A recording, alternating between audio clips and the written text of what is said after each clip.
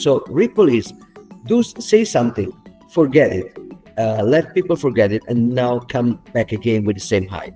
Ethereum is say something, and in order to stay relevant, to not go into this kind of Ripple style lethargic dream, you have to cancel the previous statement by a new hype, a new novelty effect.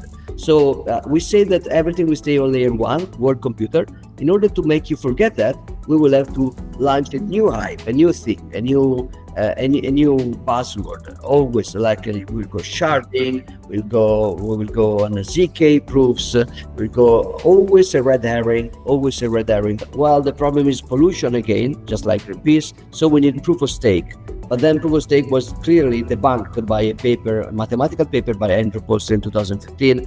Proof of stake was invented actually by Wei Dai in 1998, but it was already debunked in 1998, and then it was formally debunked by Postra. It can work only in a centralized way, just like Ripple consensus. It can work if it's completely centralized, because otherwise you will have conflicting stories, and the way they resolve it is that the leader will just point at one of the story as the one which works. And most people still now they do fall for this, because debunking this is boring. This is Brandolini's law. Creating bullshit is faster and cheaper than debunking bullshit. So at a certain point, we just get tired of that.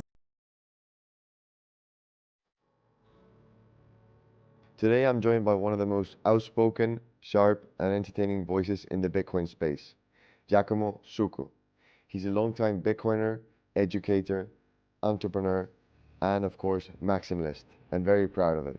Giacomo doesn't mince words when it comes to altcoins, bad incentives, or bad ideas. We're diving today into a wide-ranging conversation from the depths of Bitcoin philosophy and the cutting edge of the Plan B program in Lugano, to the very human side of life. What's like being married for 15 years, while also being married to Bitcoin too. Of course, we'll also unpack why Giacomo believes ETH and XRP are fundamentally flawed, or as he might put it, total scams, and why he remains more bullish than ever on Bitcoin, not just as money, but as a movement. Get ready to some high signal takes, spicy opinions, and maybe a few laughs. Let's jump in. Hello and welcome again to this Bitcoin podcast. Today's joining me, the legend Giacomo Zucco. Welcome, Giacomo. Thank you very much. Thanks for having me. Yeah, it's a pleasure to have you. So I recently saw that you tweeted that you've already been 15 years married to your wife. So it's impressive what you do in the Bitcoin world, that you basically saw the Bitcoin potential so early. But this is perhaps your most impressive feat. So I think that's incredible. So what's the secret? How did you manage to convince her? Were you the Bitcoiner first and then convinced her? Or No, we met in 2001, so way before Bitcoin was invented, and we fell in love in 2001. We got together since, and we got married in 2010, but none of us knew Bitcoin yet. I was going to discover Bitcoin in December 2012, so only basically a couple of years later. So then when I discovered Bitcoin, she was kind of hooked up in the thing, but she was doing a PhD in musicology, so she just told me, you go ahead, you do the Bitcoin stuff. And after 1 year, she joined me in BHB Network, the research laboratory we founded in Milan, and so we started to work together in the Bitcoin space since. I guess that, the secret for this is just that she's wonderful and she's very patient, because it's not easy to be with me for so long. But the other secret is that I think one part of the thing is that we share the Bitcoin interest. We've seen many people with normie boyfriends or girlfriends or wives or husband. Sometimes it works when there is a very I would say serene division of labor, like you do that, I do this. But Bitcoin is is a rabbit hole, is a black hole. It's totalizing, it enters everywhere, it becomes part of your family finances. It's very hard not to share understanding of the way you're managing your family finances. For many people, it becomes a reason to travel all around the world to follow Bitcoin conferences. It's very hard to explain without sharing the interest why you are traveling to these crazy places, why you are going 4 times in a year, 5 times in a row, 4 years in a row to El Salvador, and not to some other Latin American countries. So it becomes hard to do that. And also, the Bitcoin culture, or cultures, plural, and subcultures, they branch off from money and technology into stuff like, lifestyle, nutrition. There is the carnivore trend. There is the in general attitude towards philosophy, maybe some skepticism about public health stuff during the COVID madness, some skepticism about the scientific consensus and other things. You may enter the rabbit hole of libertarianism altogether, and Austrian economics and cypherpunk ideas, crypto anarchies, online privacy, more paranoid cybersecurity. And when you have this kind of piling on, it's pretty hard to do that only on one half of the family or the couple. So it does help if you follow into the rabbit hole together. Yeah, I mean, that's amazing. To some conferences, I mean, maybe to most of them, you both go as speakers, right? How great is that? Yeah. Well, it's great, but also, I mean, some usually in Bitcoin you can find a more patriarchy style where the husband is a speaker and the wife is just being the wife with the kids. That's not as interesting as our life, but it's logistically a little bit more practical, because when the speaker is on stage, the kids are with the wife. In our case, we're both speakers or panelists or panel moderators or organizer, which is pretty complicated with 2 kids. So that's why we tried it a bit. I remember in Riga 2019, we came with Amanda very, very young, and then we tried to bring Milo around in Amsterdam a few years ago, and Mir was basically was nursing Milo just 30 seconds before getting on stage. So he was basically getting fed, and then she gave it to me and jumped on stage 1 second later. But that was a little bit complicated. So now we are trying to manage with the kids, which is not always trivial. No, it's amazing. And quickly, I know you've talked about this in the past before, but how were you initially? How did you initially discover Bitcoin? What did you think back then? At some point, were you a big blocker? What was your thought process? Yeah, so I discovered Bitcoin. I told that several times, but I always repeat it because it's important to me, as the trade union across different passions I had. I was working in technology of payment within Accenture, but it was very boring, fiat payments and payroll and stuff like that. I was doing the activist and libertarian field, but that was useless, pointless, and I was also split among 2 different cultural groups that were very rarely overlapping. One was the more left-leaning, more cypherpunk oriented, but I didn't know the term cypherpunk back then.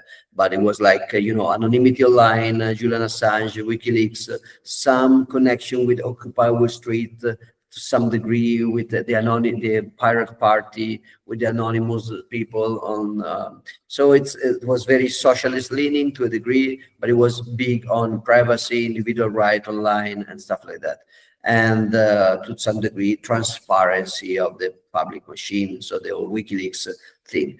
And then on the other side, there was the Austrian economic people. I was following the translation for the translation folks in Mises.it, translating from Mises.org. I was starting to read Rothbard, Hoppe, and all the Austrian stuff.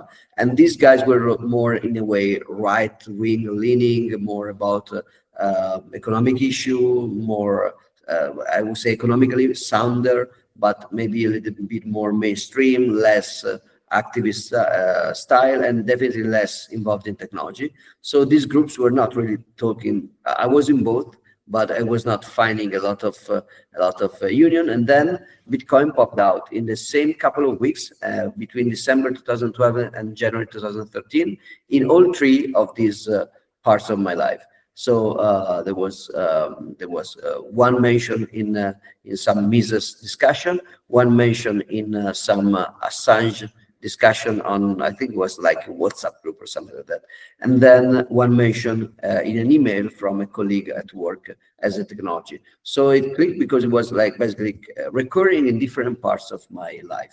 Then I started to study it, but I didn't think about working on it until my wife, in the May of the next year, she told me, well, you are just obsessed about this. This is connecting all the dots of your life. So maybe you should just quit your job and focus on this entirely, because your job is boring and we're not making so much money anyway, and your political activism is pointless, and you're not changing the world anyway by just going on television insulting politicians and basically blabbing against the state is not changing anything. Maybe you should do Bitcoin. And I listened to her and I quit the day after from my job, and then it was fine. I never was a big blocker. I think I was a shitcoiner, but it was before the huge big block kind of debate. I was a shitcoiner during all 2013. What I always say is that my skepticism was very high at the beginning against Bitcoin. When I met the Bitcoin, it was a trade union, but it seemed too good to be true. I was thinking there must be a catch. This cannot really work. It would be a great idea, but maybe we can do something better, because this one cannot work. It's broken. Then Bitcoin proved me wrong again and again about not being broken, but actually working. And so my skepticism went from very high to very, very low. So it destroyed my skepticism a little bit too much. And so by the end of 2013, I was basically starting to believe that Andreas Antonopoulos was very influential to everybody, and for most part in a good way. Like he popularized most of the cypherpunk thinking, and he was very strong about the ideas, and he was technically accurate in many occasions. But it was a great defender and apologist of Bitcoin. Some of the rhetorics we still use is coming from Andreas. But Andreas also had this weird idea that I think it was in good faith in his case. He didn't launch a shitcoin himself, but he has this idea that everybody will launch a coin. So there is I translated part of the Internet of Money books from Andreas in Italian, and one chapter of the book was a speech in which Bob in high school will draw comics for his friends, so he will create Bob coin to be paid. And that didn't make any sense, but I didn't get that it didn't make any sense back then. I was influenced by this idea. So I entered the multi-coin idea, the crypto idea. Back then it was even a little bit more innocent to a degree. It was a little bit, I don't know, it was not as bad as today, in my opinion, but it was bad. And so I started to, technologically speaking, I was clueless. So I was like reading a paper saying that NXT or Ripple are faster than Bitcoin, and I was sure, this is faster than Bitcoin. So I was studying Ripple, peer coin, prime coin, useful proof of work, discovering prime numbers, and BitShares with advanced smart contracts and stable coin and proof of stake. Everything was already existing in 2013. Everything that Ethereum is doing now, all this bullshit marketing, was already used by BitShares, Daniel Larimer, and other guys in 2013. So I entered this world of shitcoining, and then by 2014, mostly due to a little bit by myself, but mostly due to the meeting with Lawrence Naum, the creator of Green, the blockstream Green. Back then it was called Green Dress. I was his second employee in Green Dress, and the first one was the developer that put most of that together. And then talking with Lawrence, he really he basically indoctrinated me into toxic maximalism in 2014, and I just understood it. It made sense. So by the explosion of the block size debate, I was already pretty well connected with the maximalist side, and was also mostly, not perfectly, but mostly overlapping with the small blocker side. Of course, as you know, the block size debate has many components. There is the component of the block size idea itself, verification versus spending, so receiving versus spending trade-off. But there is also skepticism or not about layer twos. There is also soft fork versus hard fork. There is also industry leaders versus plebs running nodes. there is miners, how much you trust the miners. So there are many, many debates packed into the one. And probably one of the debates was also maximalism versus shitcoins, because, well, to a degree, one of the key points of big blocks was either we get more throughput and adoption, or the competition will take over. So if you don't believe in the possibility for the competition to take over, so you don't think that the multi-coin future is possible and sustainable, then there is basically no reason to move fast, because Bitcoin is the only option. And if Bitcoin doesn't work, there's no second option anyway. So everything has failed. So, but yeah, sorry, I'm rambling, but I always remember that this is also a paradox, logical paradox, because if it's possible to replicate Bitcoin, then there is no reason to upgrade Bitcoin in Russia, because we can just move to something else. And if it's not possible to create an alternative, then we should not screw up with Bitcoin, because it's the only chance we have. So in both scenarios, there is no reason to change Bitcoin in a haste, in a rush, because if it's unique, we have to preserve it. If it's not unique, we can just use something else and migrate to something else quietly. So in both cases, I think that there is an overlap with big blockers and small blockers, but it's not clear cut. There are a lot of nuances. That's so super interesting. So you recently made a video, because with all this XRP like noise, kind of ranting about, you know, the centralized nature, and kind of comparing a little bit with Ethereum, and how Ethereum is obviously centralized, obviously has all the exploits and all that, but it's kind of, they have to keep reinventing something new with a really weird word that sounds very complex and only like a few people understand. Could you summarize your opinion on like XRP and Ethereum? And actually, one thing that I get from Ethereum maxis is that, so we obviously mentioned all the exploits that they have, the DAO hack, you know, and every other day there's a hard fork. But they always go back with the same thing. Like, what about the overflow bug on Bitcoin in August 2010, right? What is your response to that, and how do you see everything? So XRP, so for me, is a particularly important story personally, because it was scammed by Satoshi Nakamoto himself. So basically, the full story is that Ripple was a project, a nice project, in 2004 by Ryan Fugger, and it was about routing credit. So I have a credit with you, you have a credit with Bob with Alice. I have to pay Alice, so we can just compensate the credit automatically in a peer-to-peer system with public key cryptography. So it was a very brilliant idea. It was not going to work, probably for economical reasons, because credit is not fungible. The credit I have with you is not the same as the credit you have with Bob, and so this infungibility of credit, the difference in credit risk, is probably preventing routing from happening at scale. So it was economically flawed. It was a little bit like the Lightning Network, if you think about that, but Lightning Network is with collateral, which is not depending on credit risk. So it's different, but it was like a Lightning Network without Bitcoin to a degree. It was an interesting project. I didn't know about that. And then it failed a few years later. And then in 2010, Satoshi Nakamoto mentioned the project as very interesting, because it was very interesting. So Ripple was very interesting and legit, but it was a dead project about peer-to-peer credit routing. Then in 2012, Jeb McCaleb, the same guy that created mt-gox, and possibly, well, we don't know, but there's some suspicion that he may be involved in the hack itself.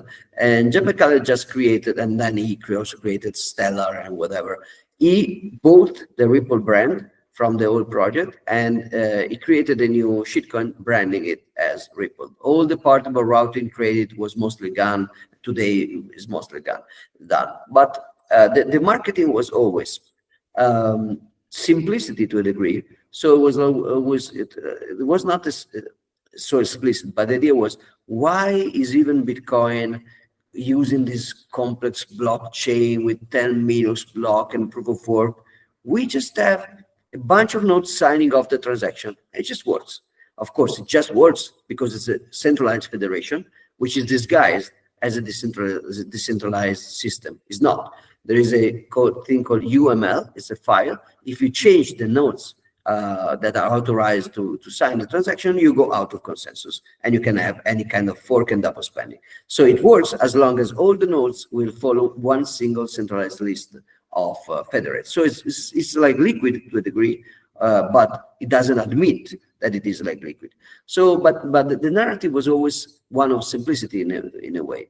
Yeah, you could issue tokens on Ripple, but that was never the big part. The idea is that XRP, this kind of token, you can send it because it's just a federated thing. So it's very fast, it's very efficient, it's very cheap by definition because it's federated. And it never changed. They basically dismissed they started to dismiss the original narrative about the routing, the rippling of the credit because it was not working, but everything else remained kind of the same, very stationary as a narrative to a degree. And the reason, even the supply schedule is simple. There is no halving, there is no mining, there is no reward, subsidy or fees. They basically printed everything, and they printed everything to themselves. They sold and gifted a small part of the market, and then they played they were probably the first to play the market cap thing. So the market cap in regulated financial markets is you take the price of a share and you multiply for the supply of the shares. But the company cannot pretend to issue 1 billion shares and just issue 10. Otherwise, the price will be fake. Ripple could, because it was a regulated and very informational asymmetric market. So they issued billions of tokens, and they started to trade a small part of that for more than $1. So boom, you have $1 billion. Well, it was a little bit less than that, but that was the idea. So it was very simple, like not much complexity. And the narrative is, why should it be adopted?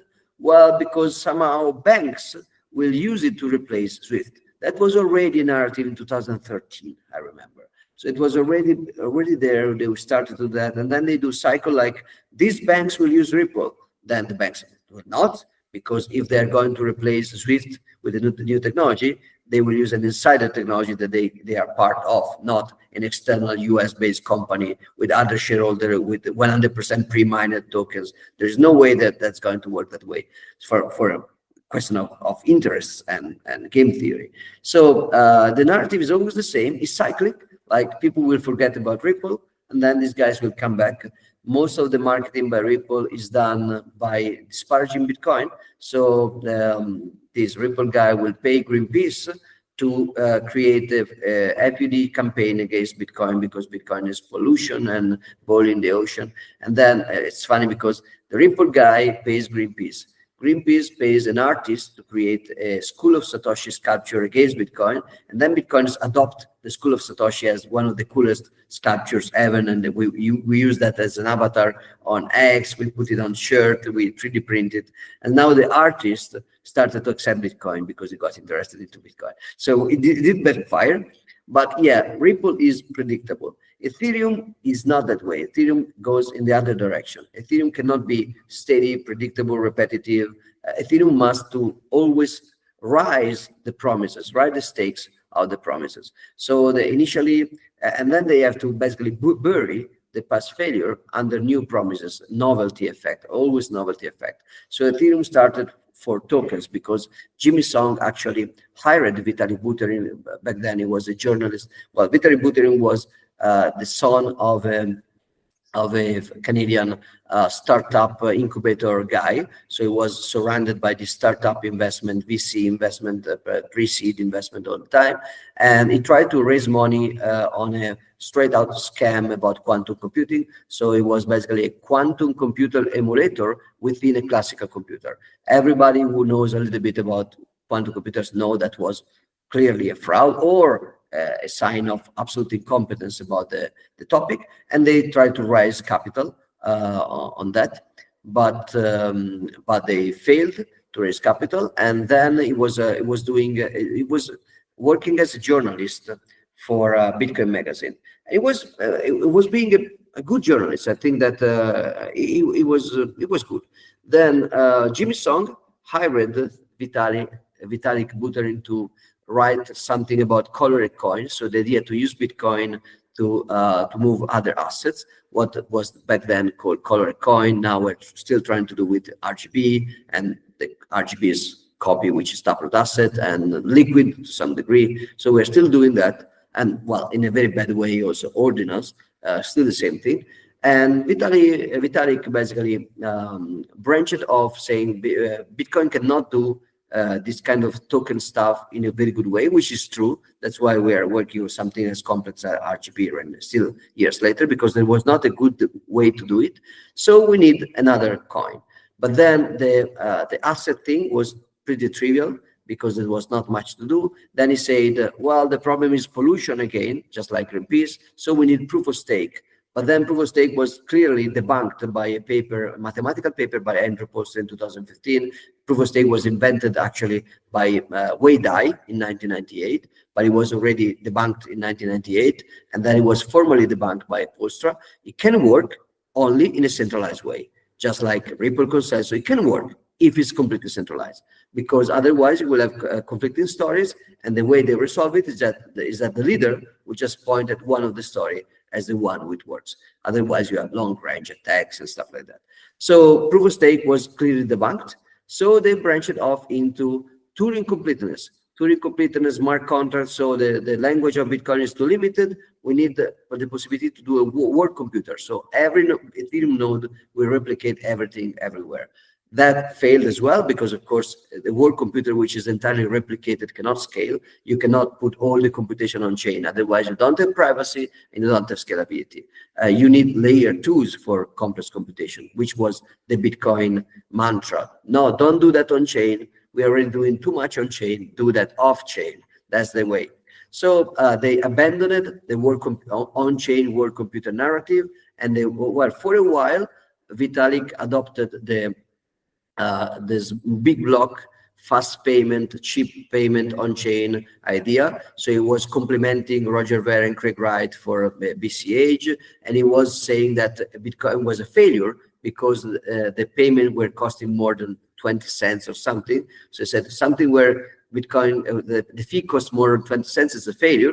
But then this kind of narrative was completely forgotten, because now Ethereum gas went to way more than $20 and stuff like that. So, and now it's all Ethereum is about layer 2s and not anymore layer 1, because layer 1s cannot scale, which is exactly the objection to Ethereum roadmap back then. So Ethereum works in this kind of, so Ripple is say something, forget it, let people forget it, and now come back again with the same hype. Ethereum is say something, and in order to stay relevant, to not go into this kind of Ripple style lethargic dream, you have to cancel the previous statement by a new hype, a new novelty effect. So we say that everything will stay on layer 1, world computer. In order to make you forget that, we will have to launch a new hype, a new thing, a new buzzword. Always, like we'll go sharding, we will go on a ZK proofs, we'll go always a red herring to prevent the previous red herring. Now, to your point about the consensus bug, Bitcoin did have consensus problem. The thing is that, first of all, nobody in Bitcoin, like the consensus bug that happened was not a consensus, a problem in one single app that the Bitcoin developers were promoting personally for financial gains. And then when it backfired, the Bitcoin developers changed the protocol, the underlying protocol, in order to bail out the investors of the failed venture. With the DAO fork, it was exactly the way. Vitalik and other people from the Ethereum Foundation personally put their face on top of the DAO investment. Vitalik said it was a good investment, and he promoted it personally with his face. He got money from that, so he was paid to promote the DAO, and like many other Ethereum Foundation insiders. Now, the contract was badly written, mostly also because the underlying EVM machine is badly written, as Bitcoiners said again and again. So the contract backfired, and what they did was basically they changed it, they hard forked, as they do continuously because they have total centralization of development.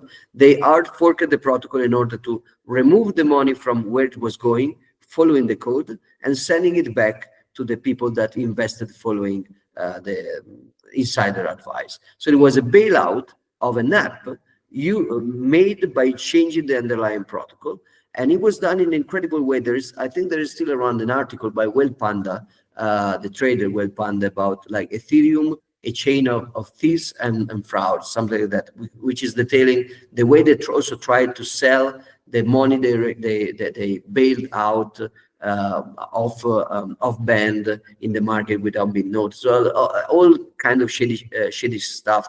The votes on carbon vote was against the bailout, but they did it anyway. So it was super shady back then, and so it's not comparable to having a bug in the code, which is not a bug in the app, and the bug in the code gets fixed just before anybody can exploit it at scale, and everybody, there's no single entity that is benefiting from the fixing. Everybody are, so everybody agree, because remaining on the chain with the bug will mostly dilute your value on the chain. So there is an obvious game theoretical coordination shelling point, which is fix the bug. And there is no one single rock star or a foundation that will drive the development, the change of the code. Also because Bitcoiners do run nodes, unlike Ethereum people, we mostly run nodes in warp speed sync, which means that they are just trusting the miners. Most of what they call full nodes in Ethereum, they have a security comparable to an SPV, smart light client in Bitcoin.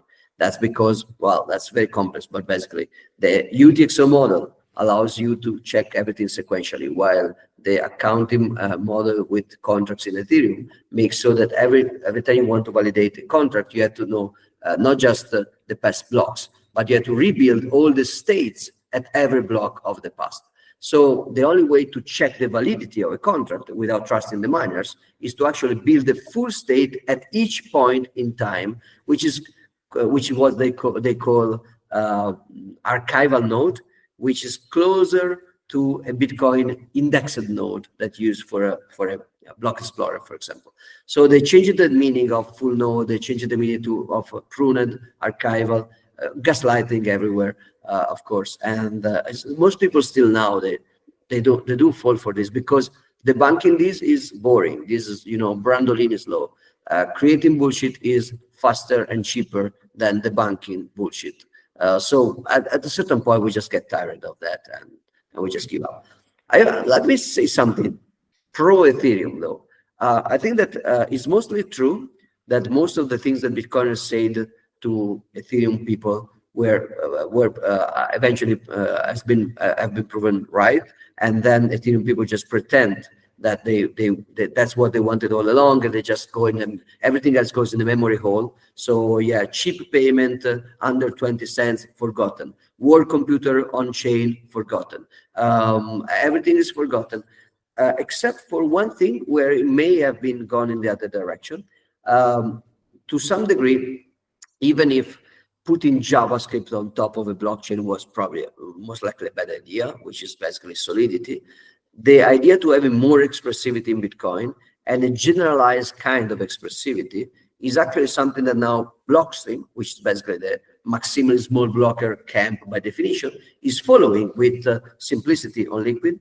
And they are also creating a high-level language to work with that, with a more developer-friendly interface, which is not unlike EVM with Solidity. So simplicity now as Symfony is not widely used, but even the script as mini script. So all the discussions about covenants, generalized covenants, how we would like to make all these sorts of ideas with covenants, especially the recursive open one, like Merkelize all the things must, or the cat ideas. All the discussion are about extending the flexibility of Bitcoin script system, and then maybe creating languages on top. Like Jeremy Rubin, the promoter of CTV, created Sapio language in order to compile to Bitcoin script when doable.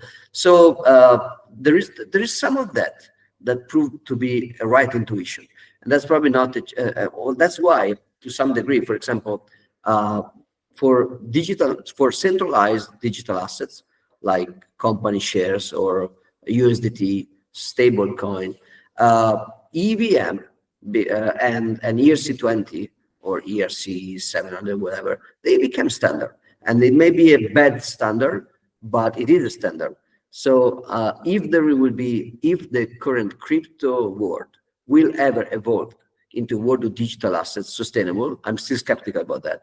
But if that will happen, probably we will never get entirely rid, or we will not soon get rid of ERC20 standards. It's bad, but so was to some degree the idea of using JavaScript in Node.js in the server. I mean, it's probably a bad idea, but now it's so standard that you cannot run away, you cannot go away from that.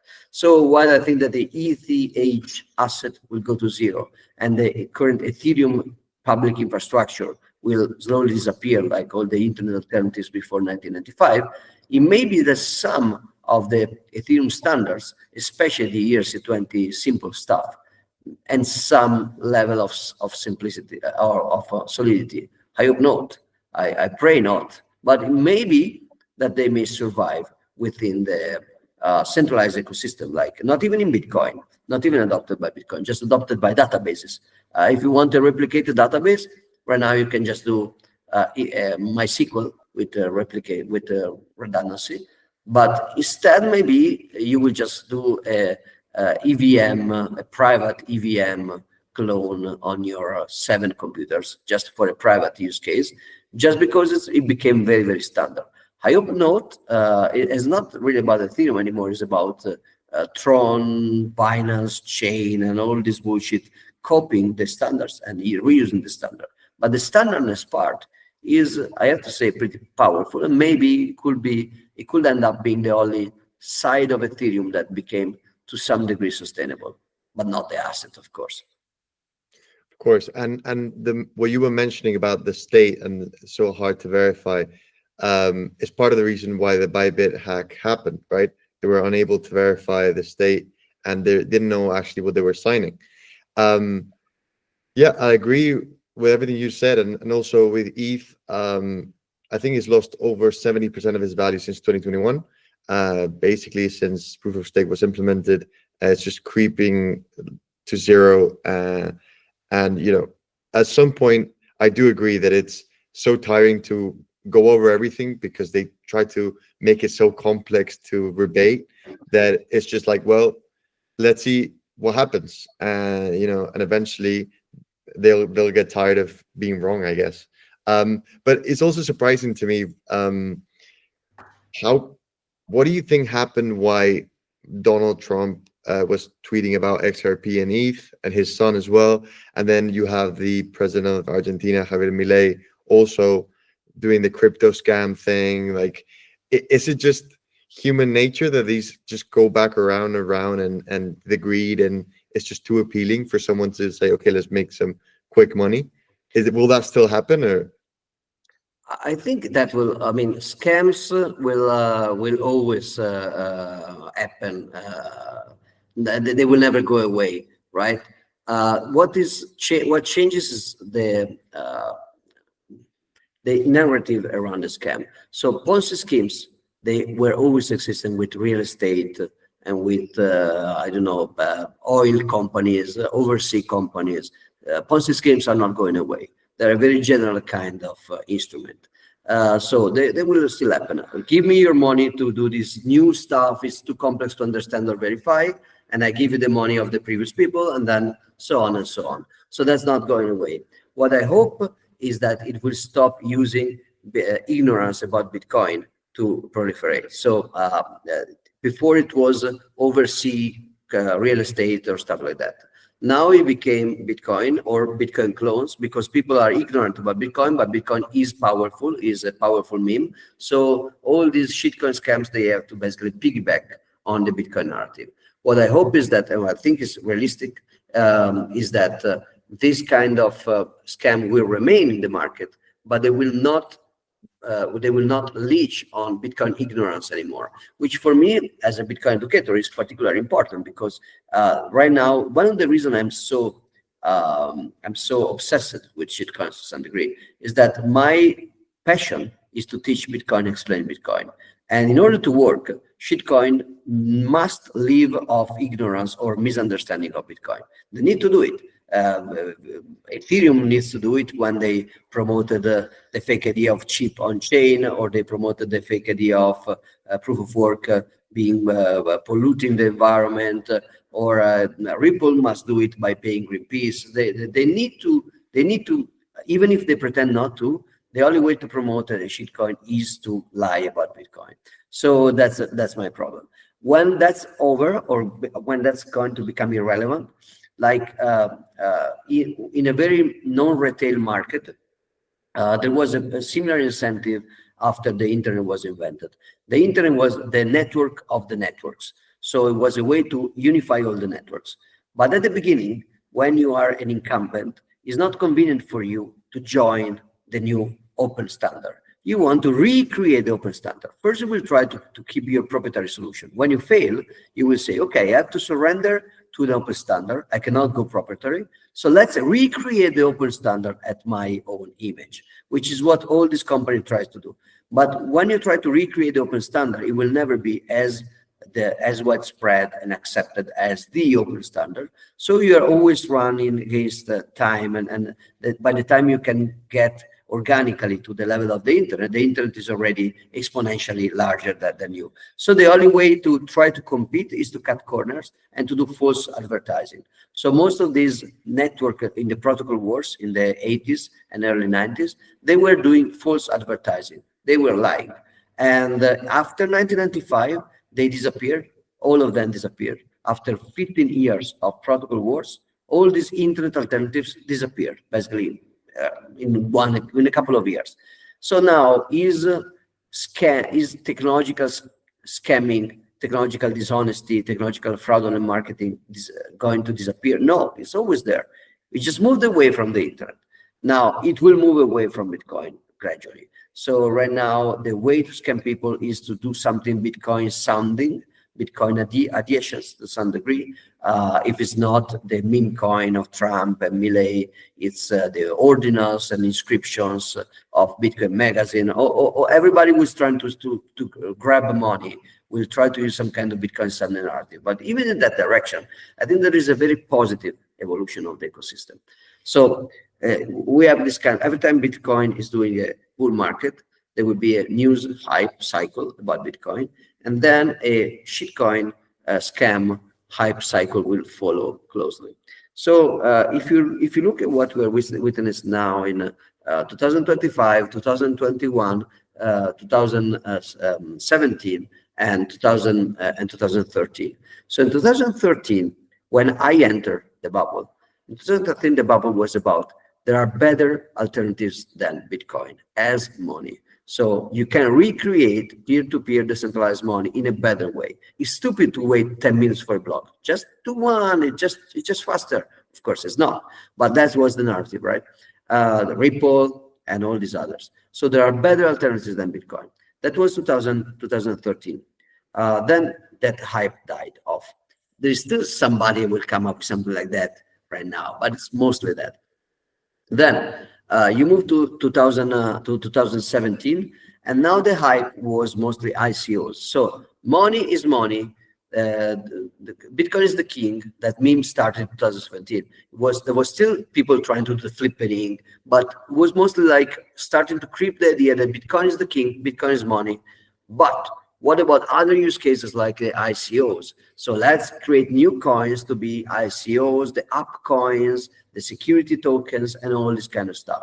Then that kind of stuff disappear, or some of it disappear.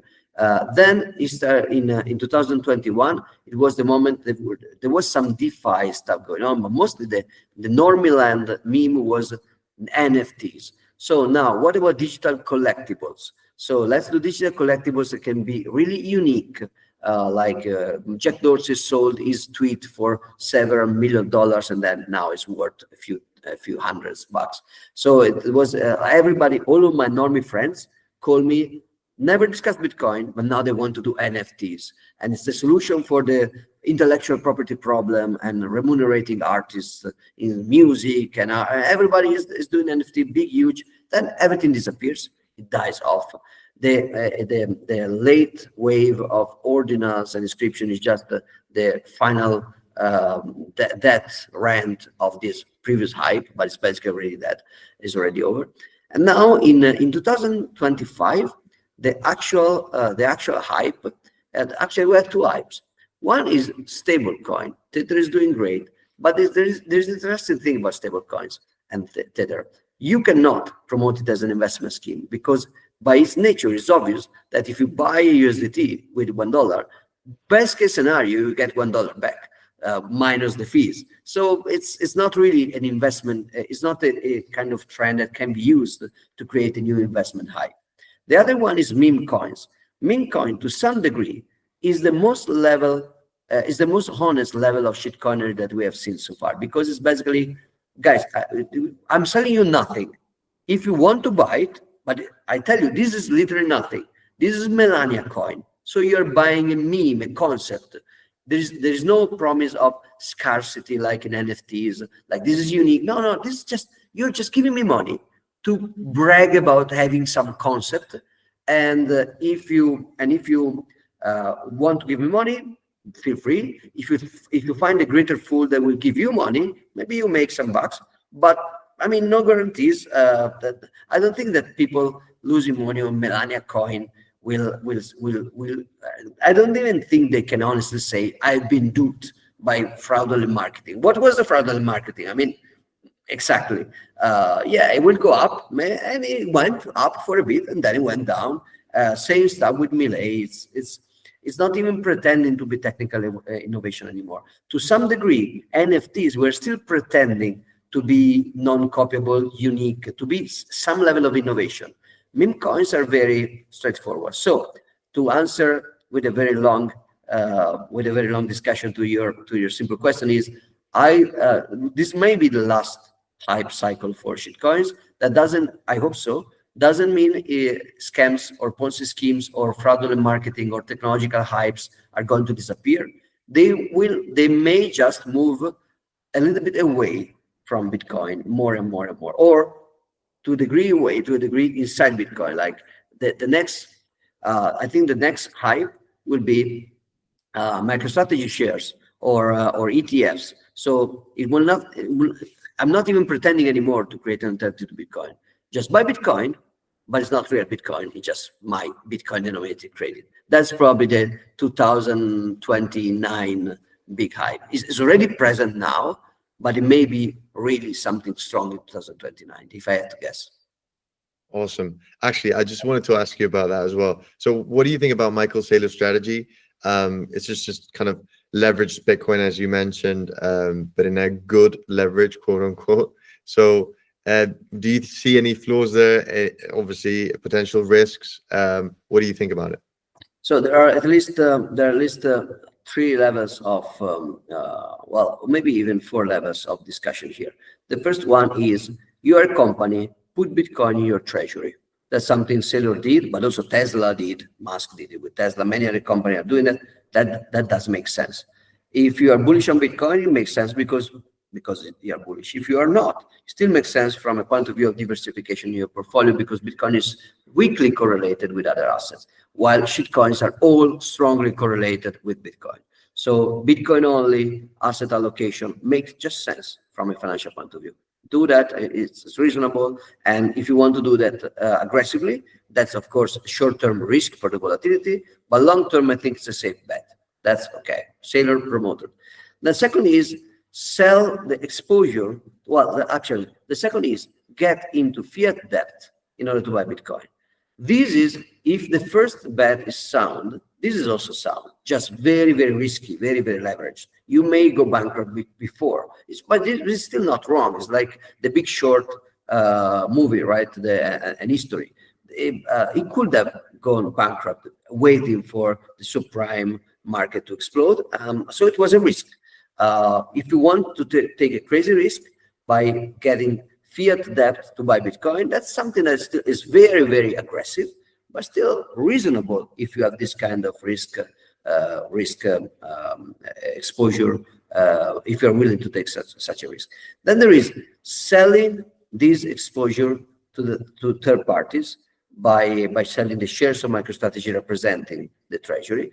This is something which is a little bit more nuanced, because I think that at the beginning, where there were no ETFs, no government involvement in Bitcoin whatsoever, there was no way, for example, for a retirement fund to buy Bitcoin directly. There's no legal clear way. So you buy MicroStrategy shares as a replacement for this kind of very liquid ETFs and stuff like that.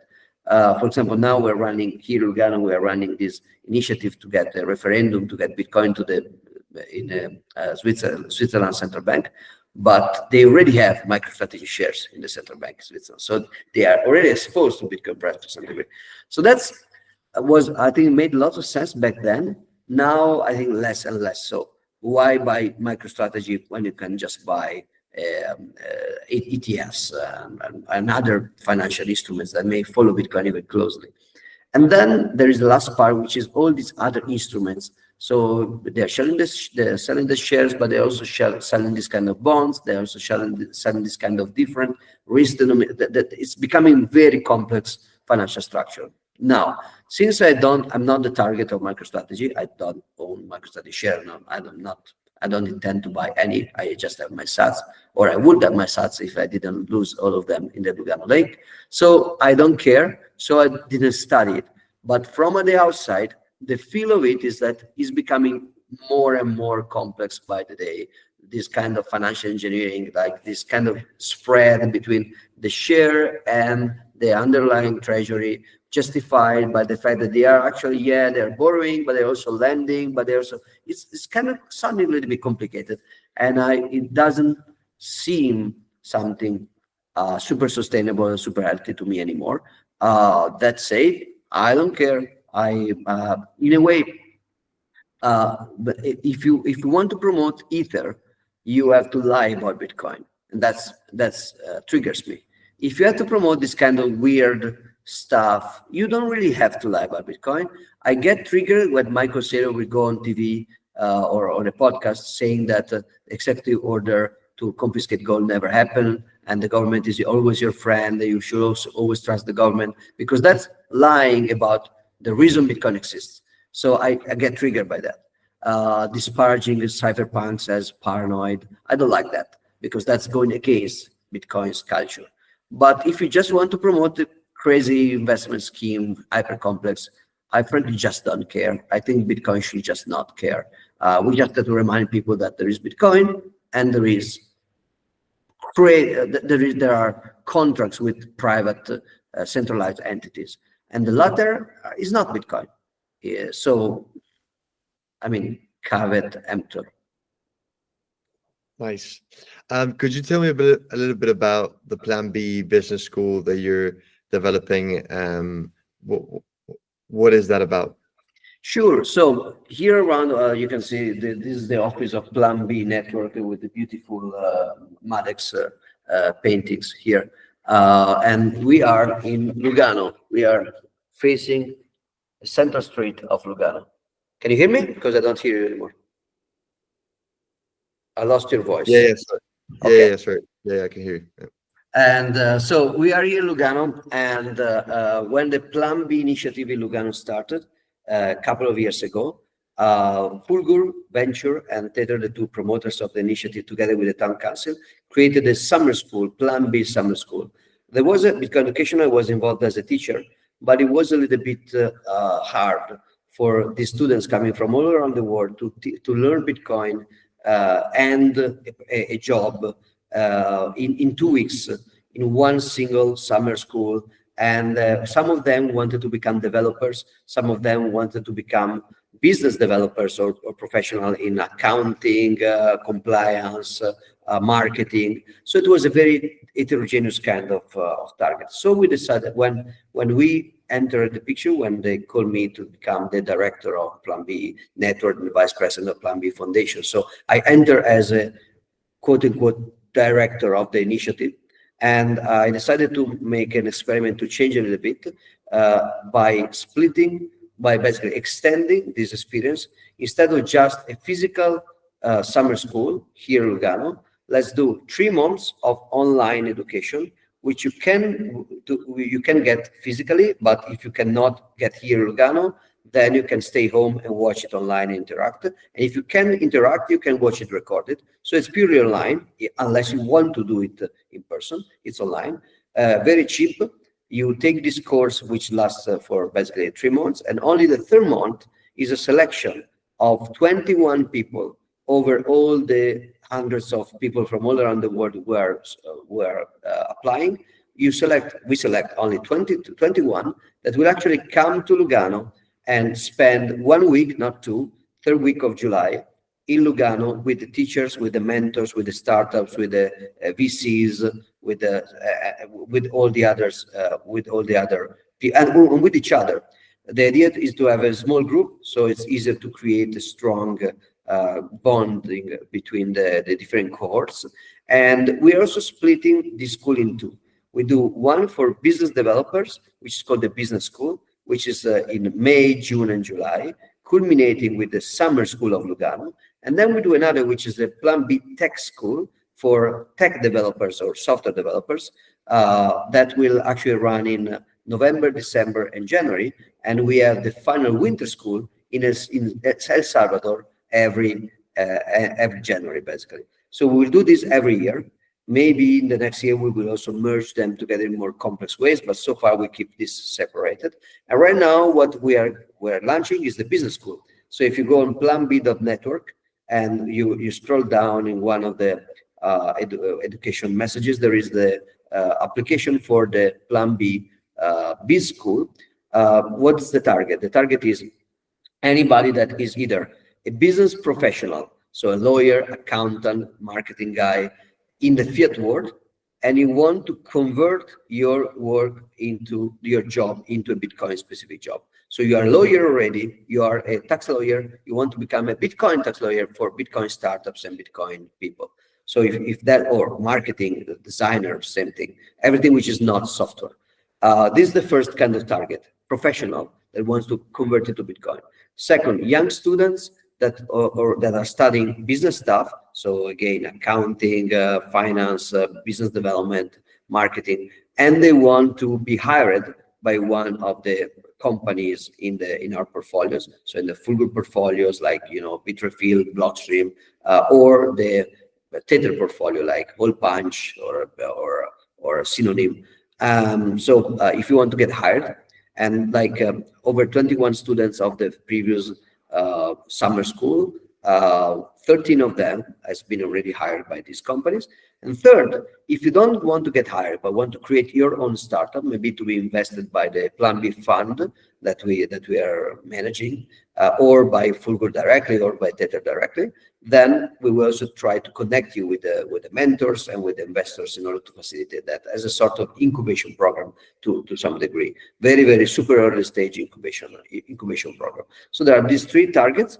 And if you feel you're part of these 3 targets, or somebody maybe part of these 2 targets, you go on planb.network, you pay with fiat or Bitcoin, and you it's also fiat because some of our targets are normies. They're pre-coiners, so we have to enable fiat payments as well.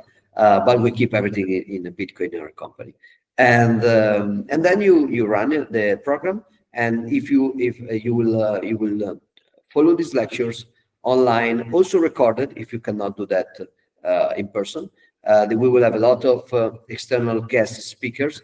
For example, last year we had Elizabeth Stark, we had Jack Mallers, we had Pierre Rochard, we had Miles Sutter from Cash App, we had Saifeddin Ammous, a lot of people. And this year we will have speakers of this caliber. We had Matt Odell coming here, so we also have something similar this year around.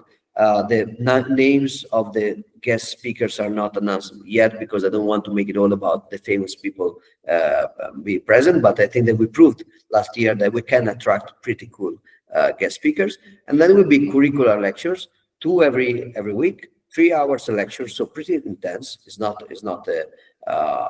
a picnic, it's intense. And then if you perform well in the tests and your final assignments from the startups will be good, you will be selected to participate to the actual physical in-person summer school boot camp here in Lugano, the 3rd week of July. So that's something that we're, in a way, what I will ask your viewer to do is to reach out to normies friend, because we are promoting a lot this course into the Bitcoin space, but this is not to teach Bitcoiners how to do business. This is the other way around. This is how to teach good business people how to be Bitcoin compliant in terms of culture, ethos, and particular idiosyncrasies. So if you are an accountant and you know nothing about Bitcoin, we are teaching you the UTXO model of accounting. If you are a great Bitcoiner and you're passionate about Bitcoin and you want to learn accounting, we're not going to teach you general principle of accounting. So in a way, we need to promote this school outside the Bitcoin circles to normies, interested normies, pre-coiners, and people that are Bitcoin curious, but are not Bitcoin knowledgeable yet. Otherwise, it's not our target. That's amazing. So I love that you said compliance in terms of culture of Bitcoin. So it would be like KYB, like know your Bitcoin, right? No, no, that's really funny. Awesome. So thank you so much for your time. We always end up with the same question at the end. Who do you look up to? Too many to tell. Let me just go in chronological order, just to be fair and not to exclude somebody. But I will include many people. So I think that at the beginning of my journey, even if he became a shitcoiner, actually created some of the shitcoin app. I think Andreas Antonopoulos was mostly one of my inspiration. And then I met Lawrence Naum, that, as I told you, saved me from shitcoins. And then I look up to all the legends that I was reading about: Adam Beck and Peter Todd and Al Finney. Well, I could not meet Al Finney, of course, but I did meet and become friend with Adam and Peter and Luke Dashier and all this incredible generation of developers. I didn't become close friend with Gregory Maxwell, which is a pity because I would love that, but we never really interacted. And of course, the creators of the Lightning Network, Tadeusz Tria and Christian Decker, all these early generation of developers that really inspired me. Well, I'm not a developer myself, but if I understand Bitcoins, because I have read stuff from these people. But then also the most recent Bitcoin philosophers and economists like Saifedian and Pierre and Michael Goldstein and Knut Swanson and all Jimmy Song, all my friends that are shaping up the Bitcoin culture more recently. I also look up to them a lot. So yeah, I like Bitcoiners actually. We tend to complain always about Bitcoin culture. I love the Bitcoin culture or cultures. And one last one that I just thought about. So are you bullish on Nostr? So yes and no. I am very bullish about two things about Nostr. One is the movement and the idea. The idea that now that we decentralize money, we also have to decentralize communication, encrypted communication, privacy, peer-to-peer communication, stuff like that. The idea, and we have to do that with cryptography in a way that is cool. So the idea, the color, purple, the ostrich, the movement, the conferences, the people involved, I love it. And the second thing I'm bullish on is the public key distribution. So we had a lot of attempts to create a web of trust based on public cryptography from GPG and stuff like that. Never worked at scale, never was really adopted by plebs. Nostr is like, I don't use it as much as I would like to, but I do have a Nostr account, and most Bitcoiners do have it, and it's also branching off to normies. Some normies that don't know Bitcoin, they have Nostr. So it's kind of working very well, and I think we don't need to rebootstrap this web of trust with a new thing. We can reuse Nostr. I'm a little bit bearish about the current technical infrastructure, the current relay model with the current kind of dependency on JSON and web, and the current, let's say, some UX problems that you have, the current, the economics of the relay, how hard it is for a relay to keep everything if you do it for free, and if you make it paid, what about the content that nobody is paying for, but they're still important? I mean, situation like WikiLeaks, situation like, or like an influencer, a YouTube influencer. if you try to be a YouTube influencer, the economics incentives work a little bit strangely. So I'm not sure the current technology can scale. I don't think we will have something better. I think that what we will call Nostro in 10 years will be radically different from what we call Nostro today. Maybe there will be pieces of, I don't know, the Matrix protocol, pieces of the old punch protocols like Peers, and pieces of Tor integration with the Lightning Network itself more at a lower level. Well, I think we will change a lot, and we will still call it Nostro probably because it's super cool brand, a super good movement, and we don't need to waste that. And also we will probably reuse the current key distribution, which is something very hard to bootstrap. All right, Giacomo. Well, thank you so much for your time. My pleasure. Bye.